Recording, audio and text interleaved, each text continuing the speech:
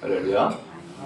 하나님의 은혜와 평강 오늘도 넘치기를 주님으로 축복합니다. 아람의 군대 장관 나아만이라고 하는 사람이 있었습니다. 이 사람은 정말로 소위 잘 나가는 사람이었습니다. 왜냐하면 하나님께서 이 나아만을 통하여서 아람을 구원하게 해 주셨기 때문이에요. 그러다 보니까는 나라의 기둥이 되었고 나라는 안정을 찾았으며 발전하게 되어진 거예요. 그러니까는 이 나아만 장군은 왕에게는 신임을 받고 백성들에게는 존경을 받았어요. 심지어는 이 나아만을 위해서라면은 국가의 많은 재산을 그를 위해서 쓸 정도로, 그리고 더 나아가서 말들과 병거들을 다 그에게 맡겨가지고서 군대를 지휘하도록 큰 역할을 맡겨주었어요. 심지어는 이 나아만을 위해서는 왕이 친서를 써가지고 외국에 보낼 정도로 그렇게 인정받고 신임받는 그런 사람이었어요. 그런데 이 사람에게 치명적인 아픔이 있습니다. 치명적인 상처가 있습니다. 그것이 무엇인가 하면은 이 사람이 나병이라고 하는 병에 걸려 있는 거예요. 참 이상하죠. 우리도 이런 일들을 겪을 때가 있잖아요. 야, 이제는 살만하다 싶으면은 병에 걸리거나 큰 어려움을 겪는 일도 종종 있잖아요. 이 나아만이 바로 그랬던 거예요. 세상으로 보면은 이 사람은 어디 한 군데 부족함이 없어요. 왕에게 신임받지요. 백성들에게 존경받지요. 그에게 권력이 있지요. 군대가 있지요. 그 다음에 많은 국고를 쓸 수 있을 정도로 그런 많은 재물이 그에게 주어져 있죠. 그럼 무언가 부족함이 없는 사람이에요. 그런데 이 사람이 도저히 감당할 수 없는 중요한 문제 하나를 만난 거예요. 아킬레스건이라고 그러죠. 이것만 없으면은 만사형통인데 공교롭게도 이 문제를 만나게 되어진 거예요. 오늘 여러분에게는 어떠한 약점이 있어요? 여러분에게 어떠한 상처가 있어요? 여러분에게 어떤 아픔이 있어요? 이것만 없으면은 다 될 텐데, 이것 하나 때문에 내가 발목 잡혔다, 혹은 이것 하나 때문에 문제가 해결이 안 된다 라고 하는 부분이 있습니까? 오늘 여러분, 나아만이 그랬어요. 그런데 분명한 사실은 이 나아만이 이런 정말로 어려운 문제를 만났지만 여기에도 하나님의 뜻이 있더라 라고 하는 거예요. 오늘날 세계 인류가 또 우리나라가 큰 문제를 만났어요. 그게 뭐예요? 코로나19라고 하는 큰 문제를 만났어요. 지금까지는 세계 각국이 또 우리나라 모든 사람들이 소위 말하면 잘 살게 되었고, 국가는 번영을 했고, 또 신앙생활도 열심히 하고 있고, 모든 부분에서 부족함이 없는 그런 나라가 되었고, 그러한 삶을 살아가고 있는 이 시점에 난데없이 코로나가 발생되어짐으로 인해 가지고서 모든 것이 올스톱되어 버렸어요. 큰 충격과 타격을 받고 있어요. 심지어는 나 믿음이 있다라고 하는데도 불구하고, 나는 이 직분을 가지고 있어, 나는 오랫동안 신앙생활을 했었어 라고 하는 사람도 이 코로나를 만나니까 믿음이 휘청거리는 거예요. 지금까지 내가 가지고 있었던 믿음이 무엇인가 다시 한번 점검해보고 확인해야 되는 그러한 상황에 처해버리고 말았어요. 오늘 이것이 도대체 어떻게 된 일일까요? 분명한 것은 여기에도 하나님의 뜻은 있다라고 하는 거예요. 여기에도. 그러므로 여러분, 이 인류의 치명적인 아픔, 이것을 가지고 있지만 또 개인적으로도 치명적인 약점, 이것들을 가지고 있지만은 이것이 오히려 여러분의 삶에 이익이 되어지고 도움이 되어지고 큰 힘이 될 수 있기를 간절히 바랍니다. 바울도 그랬어요. 바울도 정말로 이 사람은 만사에 부족함이 없는 사람이에요. 그의 출신을 자랑할 때도 보면은 가말리엘 문화에서 공부했다라고 얘기했죠. 그 다음에 열심으로는 유대인으로서 바리새인으로서 열심히 지극했다 그랬어요. 그는 로마 시민권을 가지고 있어요. 유대인 중에 유대인이라 그랬어요. 그는 모든 범사에 부족함이 없는 사람이었어요. 종교적으로, 정치적으로, 사회적으로, 한 개인적으로 모든 부분에서 부족함이 없는 사람인데 이 사람이 예수님을 만나죠. 그러다 보니까는 그는 어떻게 보면은 더 하나님 앞에서 풍성한 은혜의 삶을 살 수 있는 사람이 되었어요. 근데 이 사람에게도 약점이 하나 있었어요. 그것이 무엇인지 성경에서 정확하게 나와 있지는 않아요.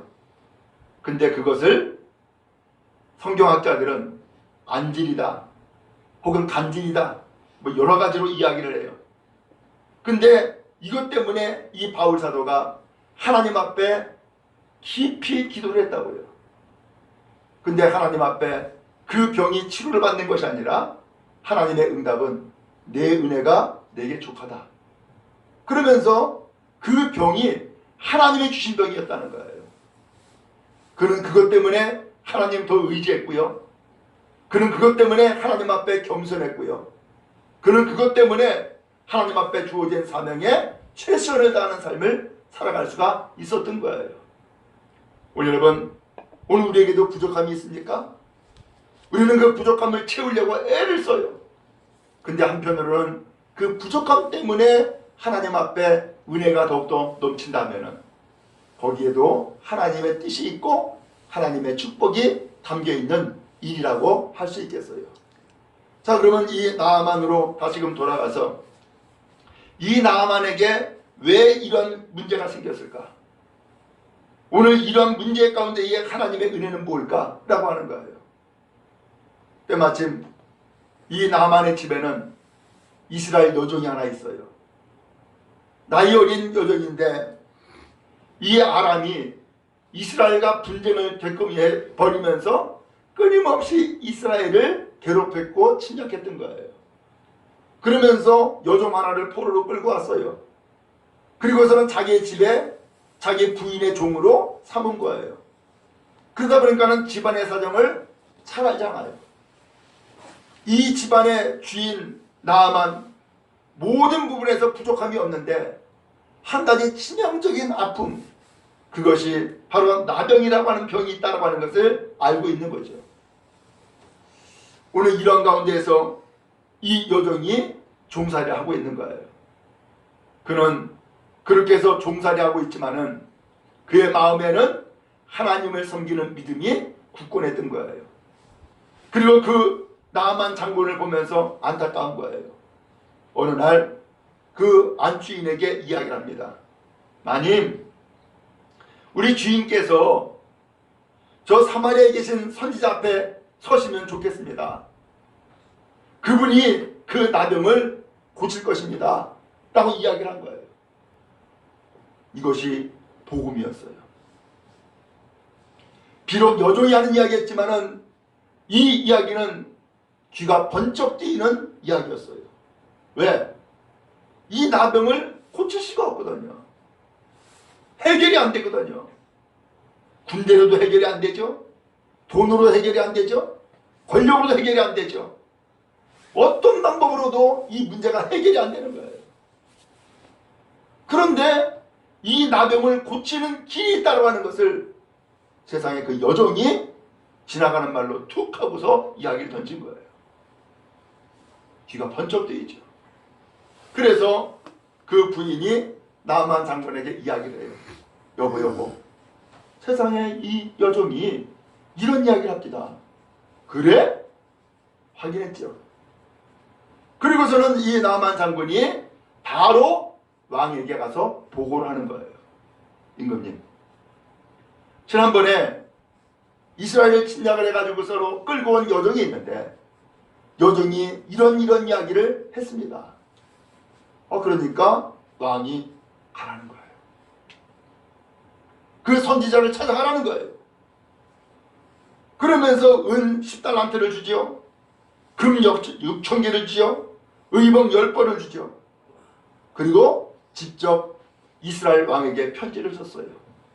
이스라엘 왕이요, 내가 신임하는 장군 나아만이 나병에 걸려가지고 고치지 못하고 있는데 당신 나라의 여종을 통해서 들으니 당신 나라에 병을 고치는 선지자가 있다고 하는데 내 장군을 고쳐주시오 하고서 편지를 보낸 거예요.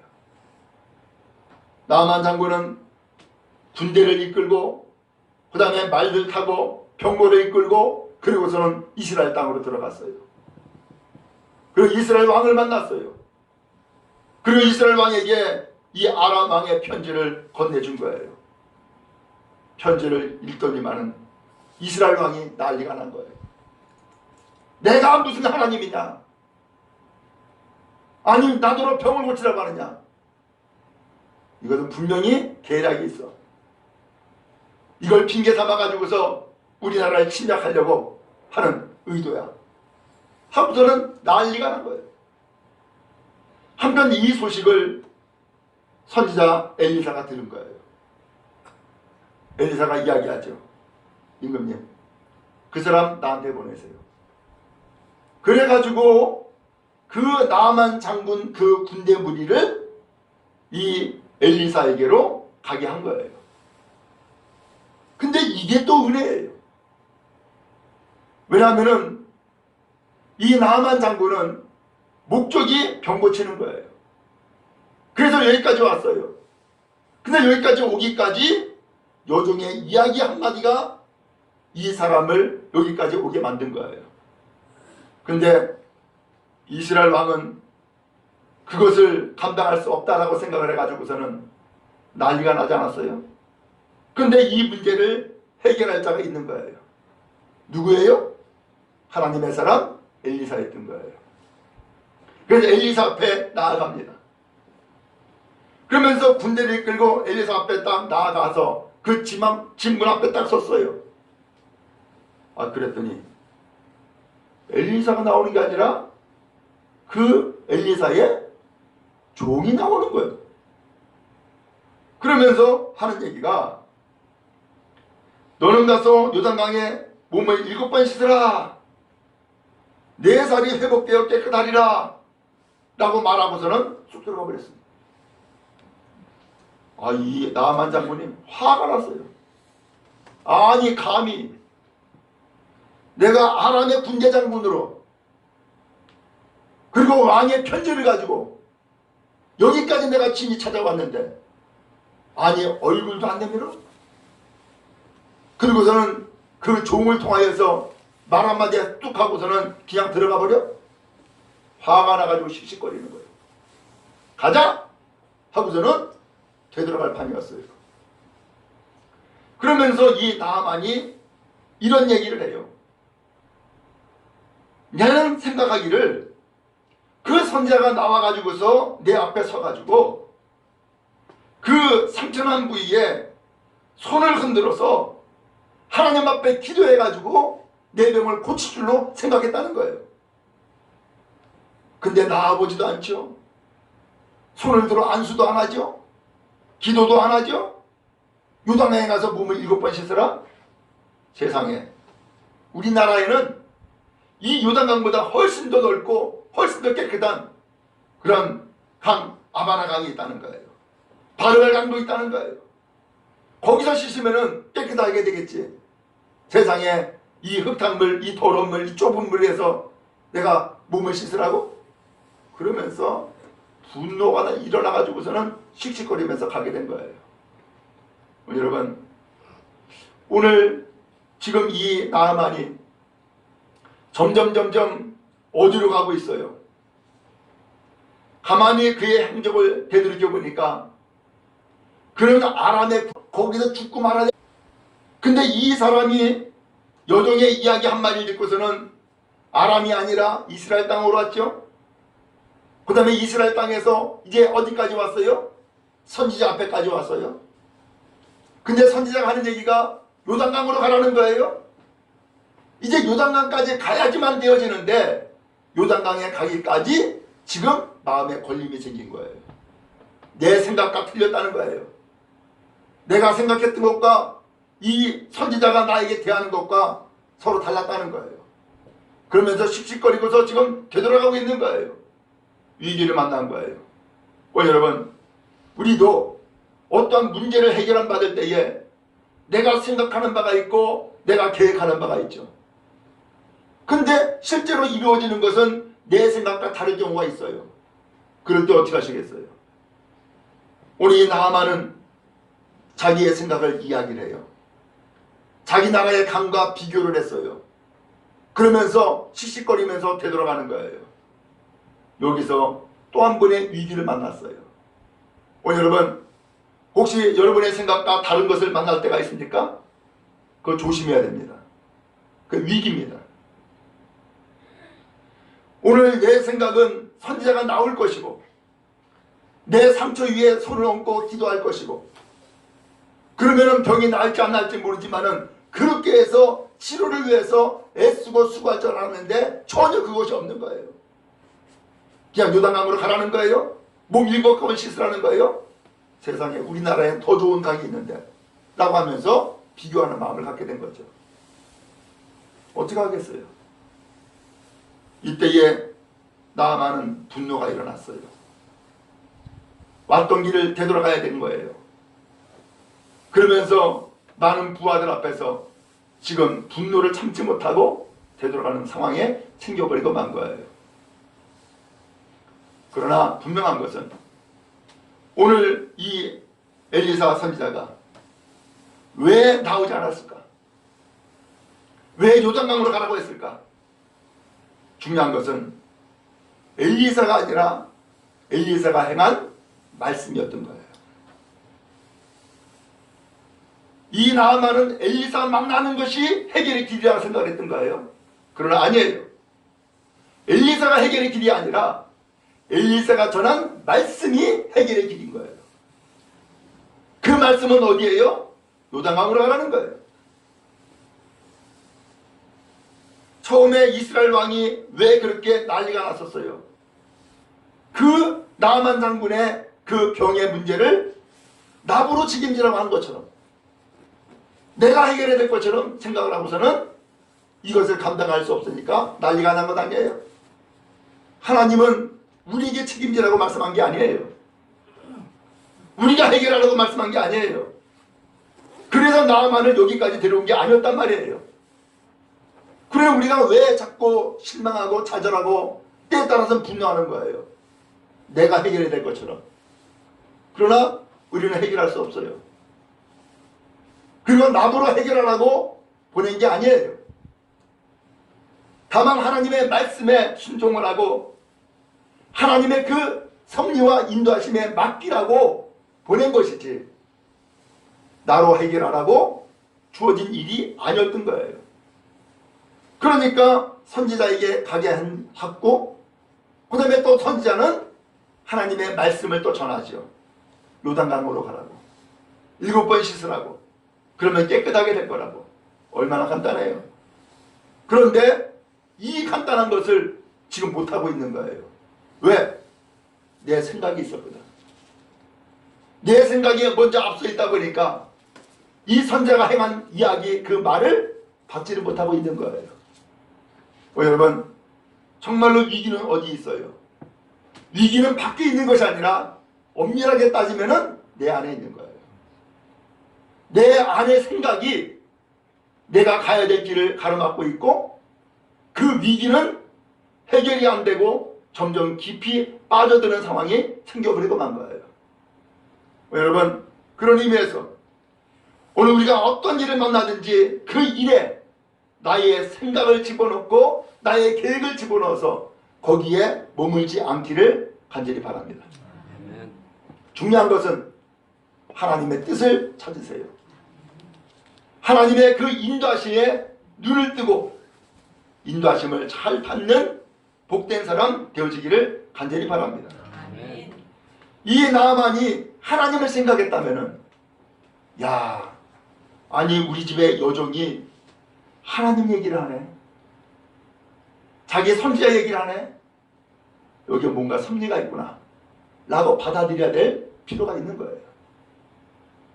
그 다음에 나만에까지 갔으면은 아하 그렇지, 내 병을 고치는 것은 왕이 아니지, 하나님의 선지자가 내 병을 고치도록 하나보다 하고서는 와야지.